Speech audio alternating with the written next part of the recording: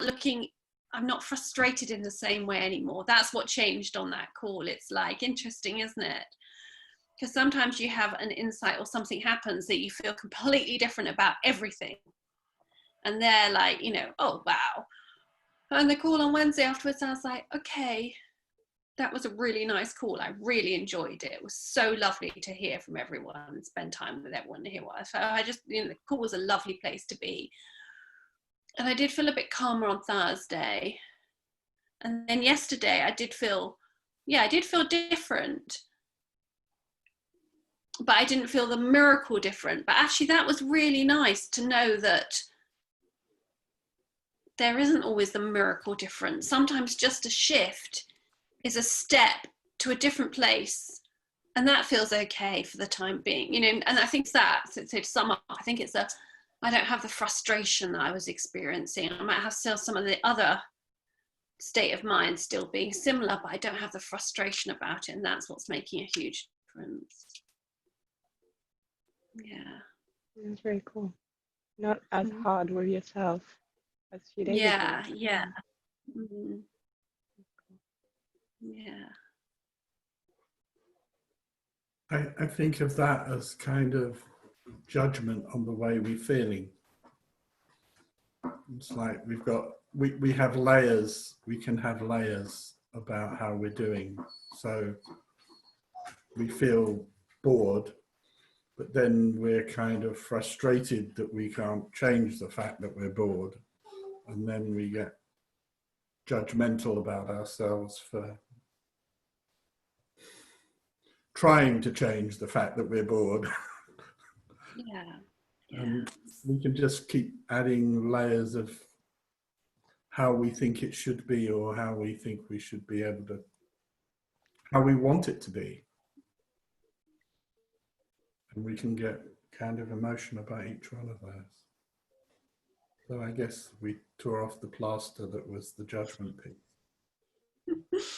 That's right. And then when you do that, it feels, well, you've opened up something new, haven't you? Even if, you've opened up. Whereas otherwise what you've just described, Frank, which is what I was experiencing, is you're just in a really tight circle. I think I said the same, you know, passing the same kind of points on the circle each time, and seeing nothing new or experiencing nothing new, and then getting very frustrated. Yeah, that's good to have a different experience of the same circumstances. That's what's great.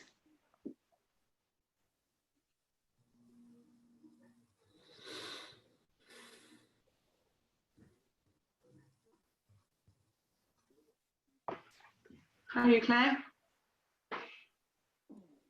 Are you going to? Morning. Morning. Morning. Hi, Claire. Morning. Good to see you, Lucy. Yeah, I'm okay. I'm still stuck in the mire of thought I've been stuck in for, feels like forever, but actually it's been about a week. Yes. I've actually, yesterday I was thinking to myself about how, because it looks like I have a very real problem that I need to solve.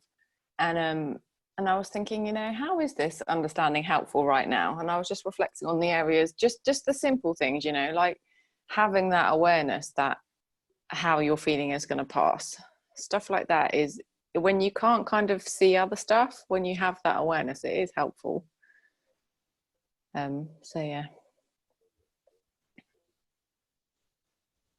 That's really helpful that you said that, because I was trying to have this conversation with someone yesterday. Has anybody watched Psychopaths on Netflix yet? I recommend you watch it. It's really interesting watching it through the lens of this understanding. But we won't, and you know, I won't necessarily go into all that. But afterwards, I was kind of having this conversation about. We were saying, well, how do you? You know, it's scary. How do you help children not? Because this kid did something when he was 13. It's like, how, you know, what do you do to sort of avoid that, or what makes somebody become a psychopath, like they were labeling him? And anyway, and I was trying to point to, like, okay, well, you can teach, you know, through teaching an awareness of the fact that everything is thought, because you're listening to this guy, like, as he did what he did, he was very, very aware that there was like two voices in his head. And he even says this. He said, something was telling me to stop, but something was telling me to go on. So I was like trying to explain, well, just having that awareness that there's helpful thinking and there's not helpful thinking is really useful. But then it got to like, okay, well, who's to say that what thinking is helpful and what thinking isn't unhelpful, and who's to, you know, like, what do you say or do? I think what I'm bumping up against is people's disbelief that inherently we're all good and calm and loving and kind, and that space that we are all inherently, that's what we are, because his thinking is that that's not true. Am I making sense? Yeah. Mhm. Yeah. And I was like, I know it, I can see it, I can feel it, I absolutely know it's there without a shadow of a doubt. But what about people who don't? Well, you say that, but I think all of us kind of have times where our wisdom is more apparent than others. You know, there are times when it looks like we have a choice, and there are times when it doesn't feel like we do have a choice. But, you know, we just judge the situation or the person to be wrong in some way. You know, that's why I'm feeling angry, because they're wrong, not because of my thinking, but because of what they're doing. And that's the same thing, but on a different subject. It's got lesser consequences than some things that people might consider to do, but everybody acts in accordance with how their reality looks at the time. That's how we come to make the choices that we make. And sometimes those choices really just don't look like choices at all. They just look like I had no option. That was the way I was feeling. That was, you know, I was angry. I was justified, righteous. All of those things are just different ways of talking about how the world looks. And what we're talking about is the fact that, in a sense, how it looks is always a representation of our own kind of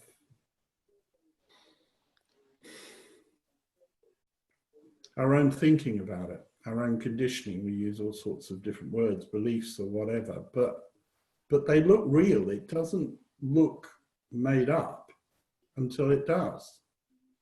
That's why, you know, all of us are making our own discoveries along the way, where something that looked solid starts to look, oh, well, maybe that is me as well. Maybe that's just my thinking.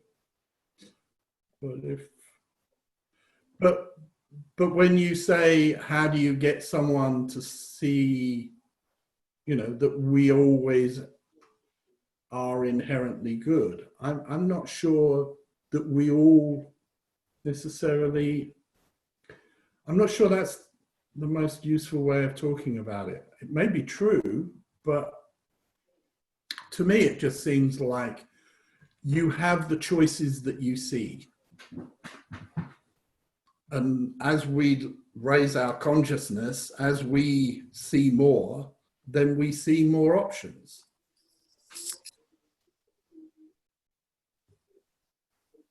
I don't know if that makes sense to anybody else, but that's how it looks to me at the moment.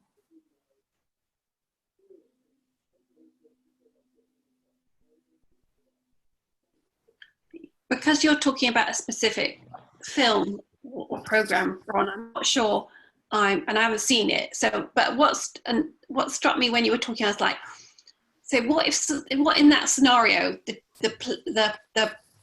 drama was different. So the voices in his head were in a language he didn't speak. I don't know if he speaks English and they were in Korean.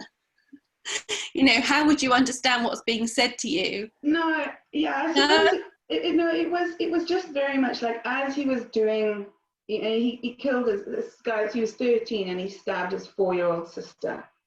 And he wanted to do it because he wanted to hurt his mother. And it's kind of talking to him, but he says, like, as I was doing it, I knew on some level that it was wrong. I knew I could just stop. I knew, there was something telling me to just walk out the room, or to, after the first one, to call the ambulance. Like he said, like, there was part of me that knew while I was doing it that, and he said like voices, but he said I could hear it, but it's really awkward one to talk about, isn't it? Because it's not like we hear voices.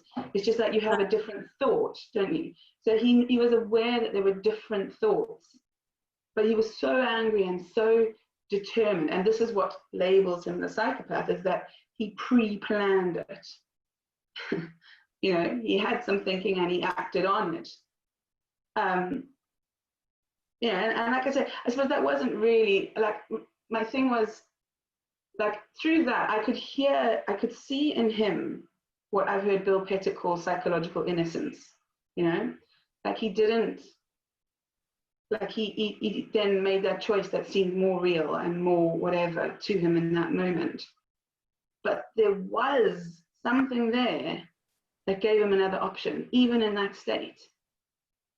And I suppose what we were talking about after then was, okay, well, how do we, like, can you teach children that? I think just sort of, even ourselves, like, through our awareness that there is always two options, and actually, yeah, we can make the choice that we'd rather take the better feeling option, or, where, I suppose that's where I was getting a bit tripped up, is like, okay, well, but Frank, you explained it, like, as your consciousness rises, then you kind of maybe do things, maybe have clearer thinking around consequences, around, actually, is this the right thing to do? Or is this something that's coming from a much busier, darker place that, but then once you understand that that's how it works, you definitely have a choice one way or the other. But until you know that, you are innocent in it, because you're just going to go with what seems more real at the time. And like I said, I was trying to, and then he was like, yeah,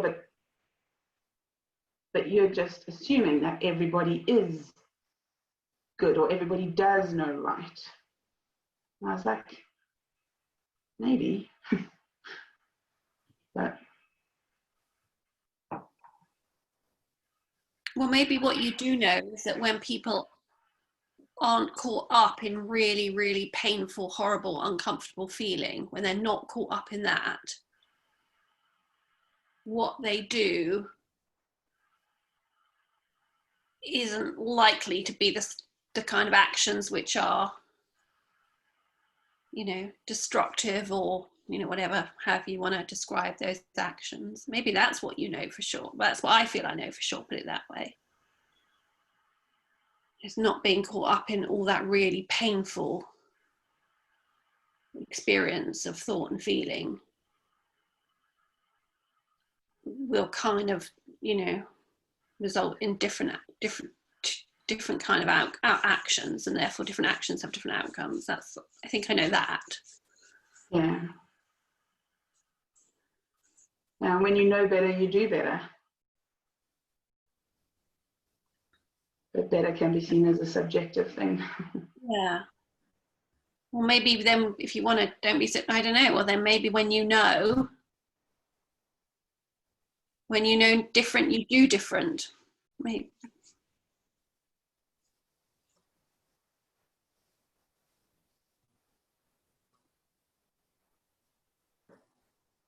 Yeah, that's a better way. That's a good way of saying it. Thank you.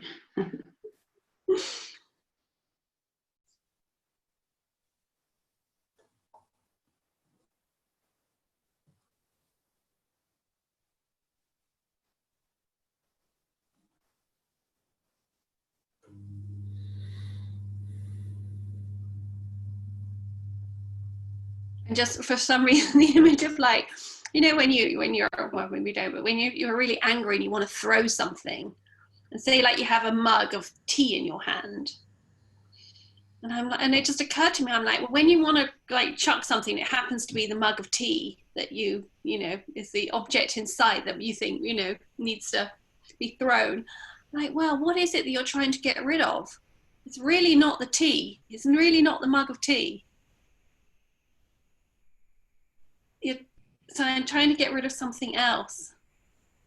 And the only thing that seems to, you know, be satisfactory in that moment is the mug of tea. Now, I know that that's, I don't want to clear up the mess of the mug of tea.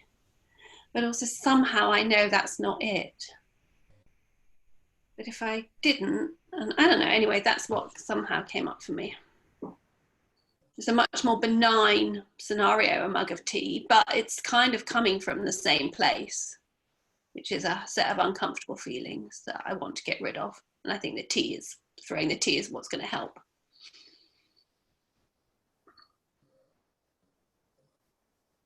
Yeah, that's exactly it. And that's the thing. And if you can see it in not smaller situations, but if you can see it in everyday situations, like shooting a red light when you're driving, has anybody not thought about that? Like, had it passed their mind, I wonder if I just put my foot through, can I go? Can I make it? But then you kind of know that actually that's not the sensible thing to do, so you don't.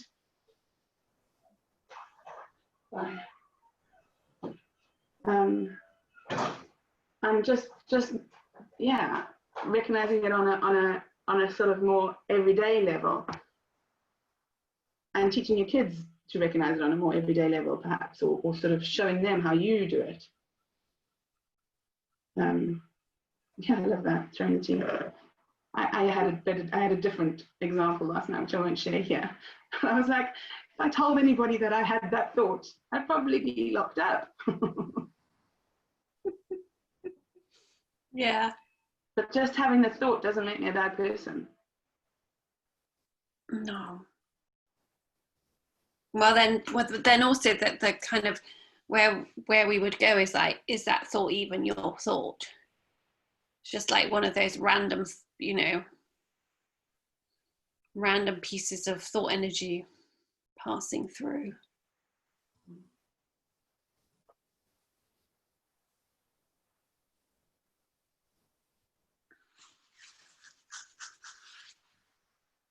I think how we talk about this stuff is quite interesting as well. Like maybe a year or so ago, I had a conversation with somebody, and I was talking about the sort of sense of intuition, which to me makes perfect sense, and it's something that I don't ever remember not feeling, you know, not all of the time, but regularly having that sense of just knowing.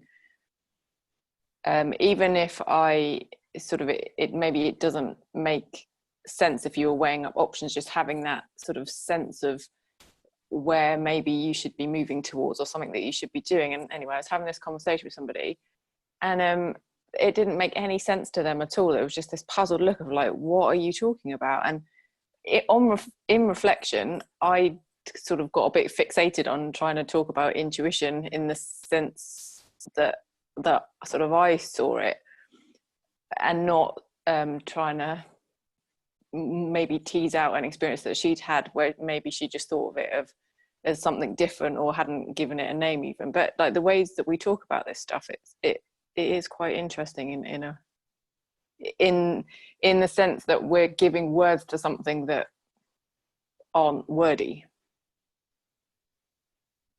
So it raises the sort of bigger picture, doesn't it, of how we talk about this and how you can introduce the sense of it to somebody else, which is what we're all trying to do, isn't it? So.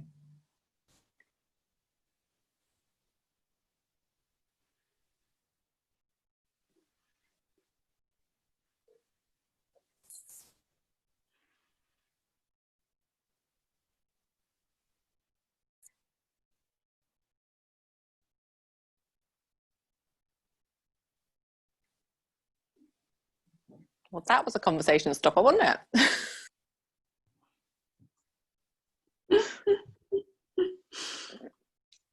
It was quite a nice feeling, Claire, afterwards, after you'd spoken. It was just a kind of, I don't know, felt very nice, felt very kind of peaceful somehow. It was a nice feeling.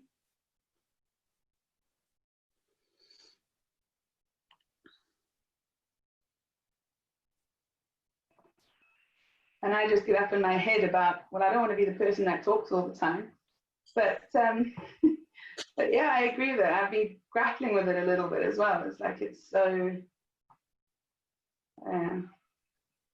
it is what we're all trying to do.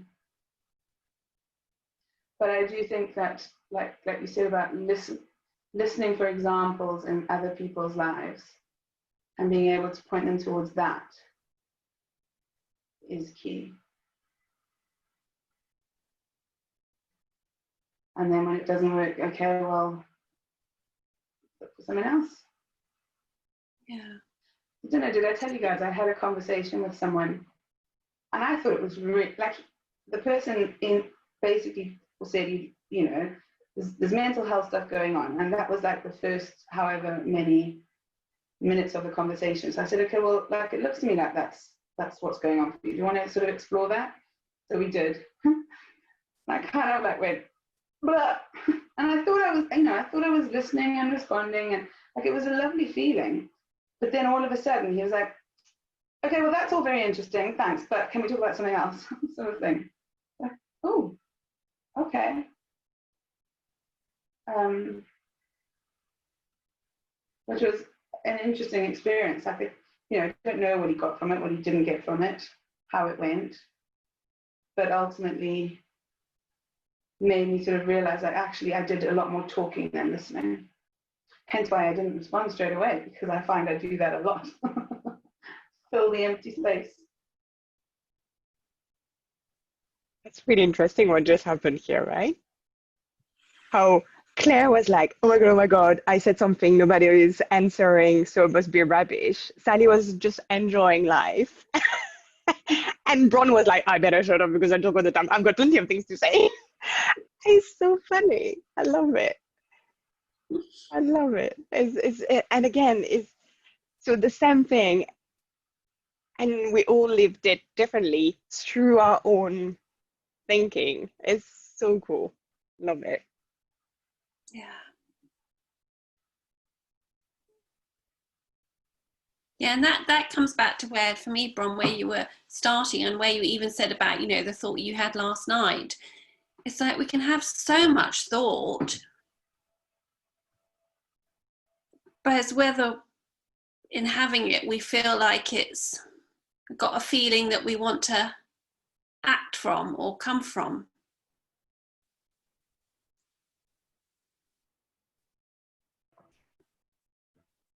And I suppose it is more easier because obviously I have thoughts that don't come with a good feeling, but like we were talking, I don't know when we were talking about it, but like about food or whatever, or being frustrated and angry about stuff.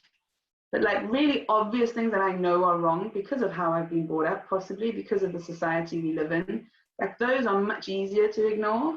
Those are much easier to see as just non-helpful thoughts. And I don't even really let them in to have a feeling because it's like, oh, well, that's just ridiculous.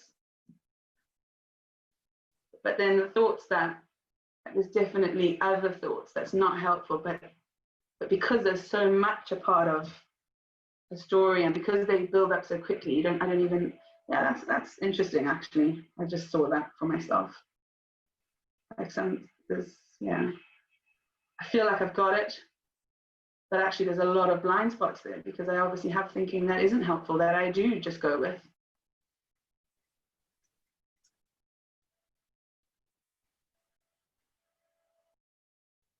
Is this pointing back a little bit to what we were talking about the other evening in terms of trying to manage thinking? Because I was just sat here thinking about, in many ways, I think the thinking that is problematic for us is all the thinking that doesn't have, that's not thinky thinking, if you know what I mean. Like it's not the thinking that has words in the moment. It's the the conditioning that we've assumed as we've grown up, and it's the way we live our lives caught up in that bunch of thinking that we're not really aware of. And so almost this conversation has kind of strayed a little bit into how we manage our thinking, which is not really what possible. That it's more just the awareness that we're thinking, and that our experience is always coming from our thinking, whether we're aware of it or not.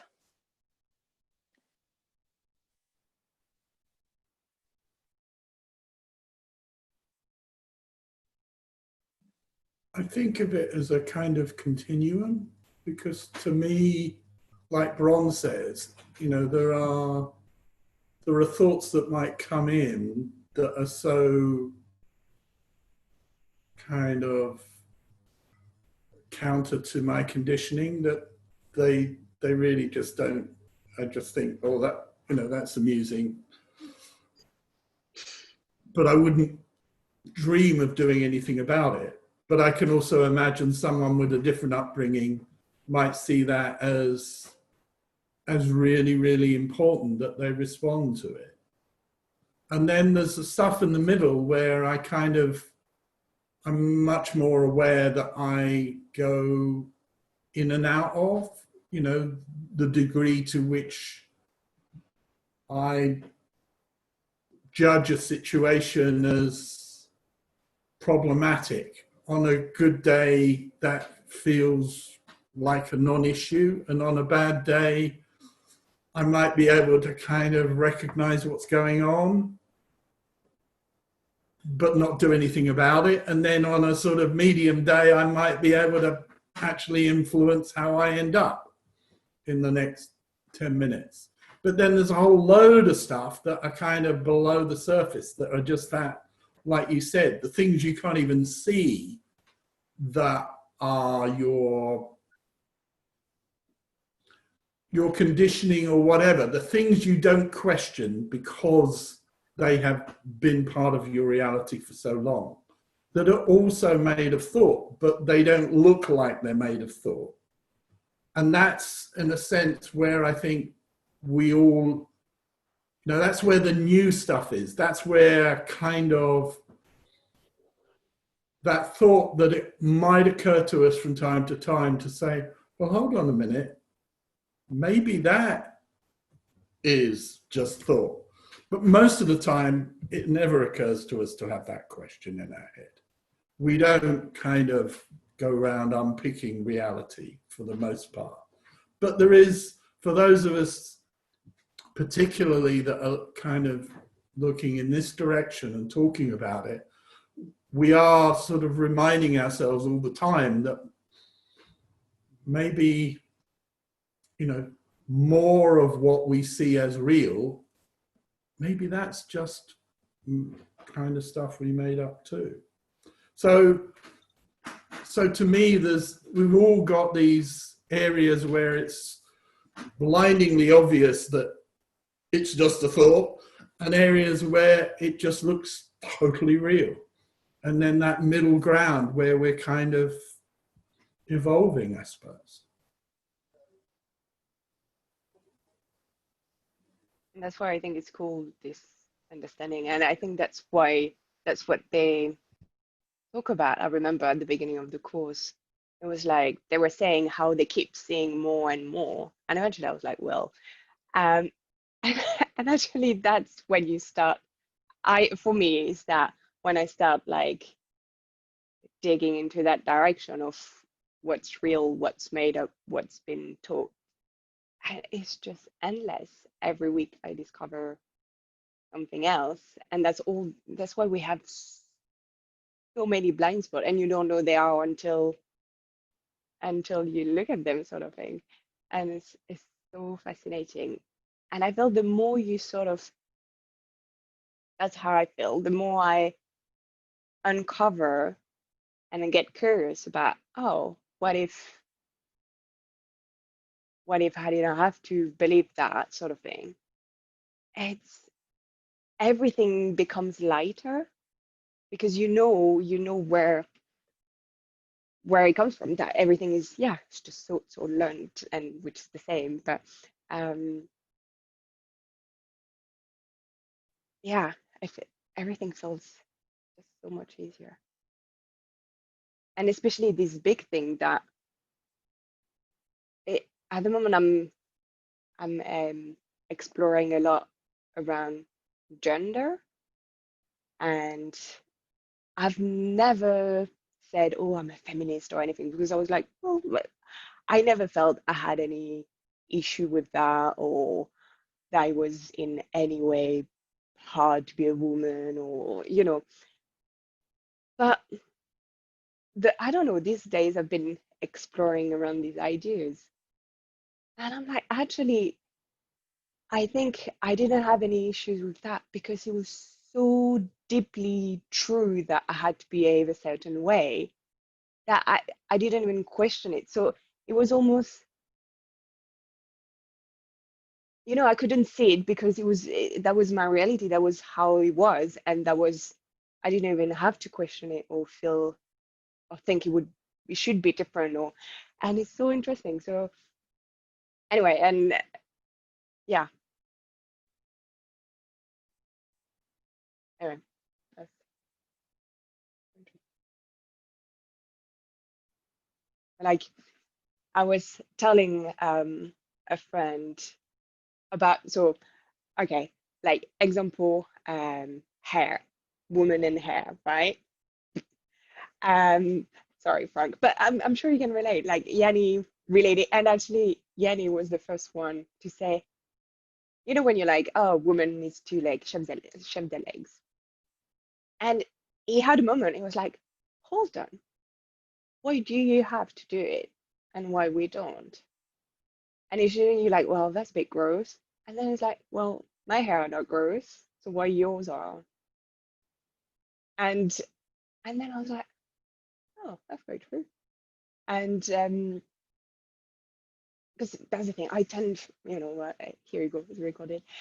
I tend not to like bother shaving. I can't be bothered. But if I wear a dress, I'm gonna do the whole thing and da da da. And one day I was at the barbecue, and that girl, she hadn't shaved her legs, and she was wearing a dress, and she was like so free and so fine, and that's it.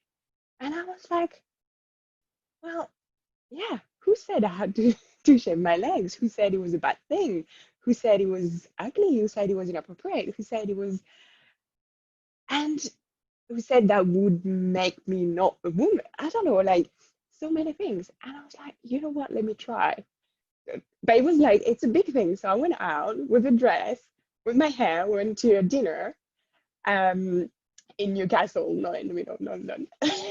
Anyway, small steps. And I completely forgot about it. Nobody said anything, obviously. But I don't think anybody noticed anyway. Who's looking at your legs? And even I was like, it's not about the hair or anything. It's more about to question that.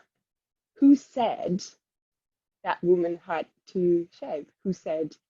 And yeah, the other day I was a week after I was telling a friend, and I started just a little bit to mention such like, oh well, I'm never gonna not shave my legs. You're crazy. I do that for myself. I think it's not. But that's the thing. That's what we have been taught. That is for ourselves. That we love doing it. Who loves shaving their legs or like it's the worst thing ever. And I thought that was so interesting because she was like, so she couldn't see it any different, which is exactly like maybe like even 3 months ago you would have told me. I was like, well, no. And but anyway, and I feel even these things that feel so sort of normal to us, even that's just a thought that we all agreed and we all commonly agreed, and it becomes so like deeply there.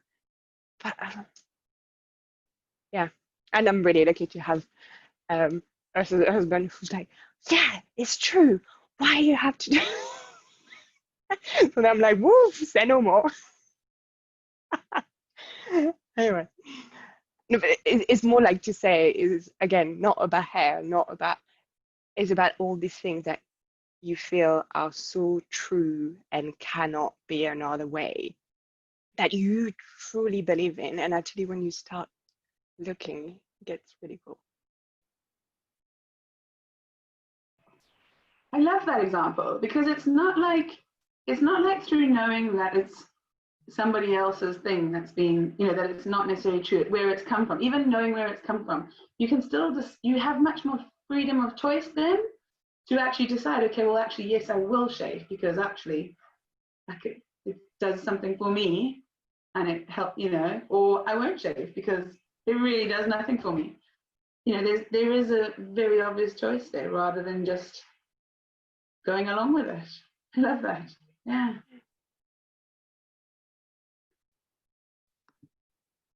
The bit, well, I love the whole thing, Sandrine, so thank you for sharing. But the bit that I also really loved was when you said you went to the dinner and it made no difference. Because I think that's the freedom. I think we kind of predetermine what kind of experience we're going to have of something based on a set of preconditions. Like if I wore a dress and I went to a party and I hadn't shaved my legs, it would be an uncomfortable experience. So it kind of, whereas you went, and as you said, you just weren't having that thinking, so you weren't having that experience. And that for me is the freedom of all the preconditions. Your example is so beautiful, all the preconditions we put around to have X, Y, or Z experience. A, B, C has to be in place. And you just kind of chucked all of that. And that's what I love about that. I love what you say, is because I wasn't thinking about my hair. So I had a really lovely dinner as usual. Yeah. I thought about it when I put my dress on, look at my legs. I was like, and then I forgot about it. And it's there. Nobody could deny it wasn't there. But I didn't think about it. So no, the hair was there, but there was no, yeah. Yeah. So it comes back to the same things. What you experience is what you think of. Yeah.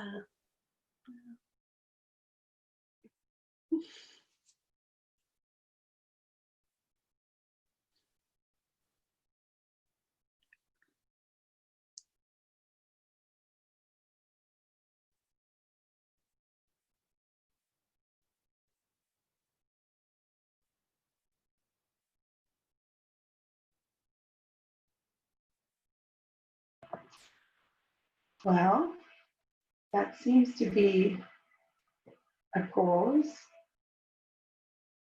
Is that a good place to end up for today? Yeah. I don't think any of us can top Sandrine's story, so I think we should stop there. It's brilliant. Brilliant. So thank you very much, all of you, for joining me and for a lovely conversation as always. And I'll see you next week. Okay. Okay. Bye. Bye.